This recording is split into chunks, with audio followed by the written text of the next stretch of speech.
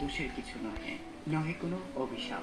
আমরা হয়তো অনেকেই বিটিএস সদস্যদের জীবন সংগ্রামের গল্প শুনেছি। আজকে আমরা এমন এক মেয়ের জীবন সংগ্রামের গল্প শুনবো যে কিনা ভিনদেশী হওয়া সত্ত্বেও পুরো ক্যাপ অফ জগতে রাজত্ব করে বেড়াচ্ছে। হ্যাঁ, বলছিলাম ব্ল্যাকপিঙ্ক মেম্বার লিসার কথা।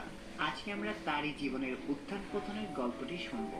অনেকের কাছে লিসা এক অনুপ্রেরণার নাম, আবার কেউ কেউ তো লিসার নাম শুনলেই হিংসায় জলে পুড়ে ছারখার হয়ে যায়।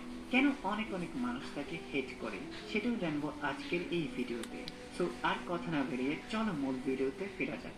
লিসার জন্ম 1997 সালের 27শে মার্চ থাইল্যান্ডের বুরিরাম প্রদেশে। মা এবং সৎ বাবা নিয়ে তাদের ছোট্ট পরিবার। তবে এখানে একটা ইন্টারেস্টিং বিষয় আছে। লিসার মা থাই হলেও তার সৎ বাবা কিন্তু একজন সুইডিশ। তিনি একজন নামকরা শেফ, মানে রাঁধুনি। তার নাম মার্কো ব্রুসোয়েলার।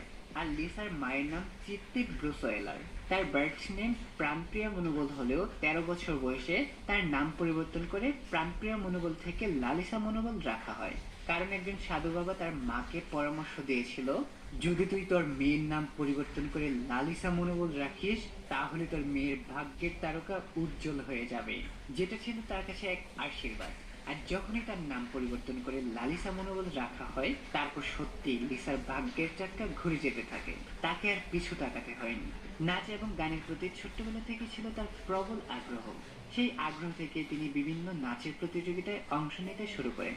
তার এই আগ্রহ দেখে মাত্র 4 বছর বয়সে তার মা তাকে একটি নাচের ক্লাসে ভর্তি করিয়ে দেন। সেখান থেকে তার ক্যাপপ সংস্কৃতির প্রতি এক অন্যরকম ভালো লাগা কাজ করে, আর তিনি একজন ক্যাপপ আইডল হওয়ার স্বপ্ন দেখা শুরু করেন। তারপর 2010 সাল লিসার জীবনের এক গুরুত্বপূর্ণ অধ্যায়। ভাগ্য যখন স্বয়ং নিজেই তার নিকটে নেমে এসেছিল। ওয়াইজি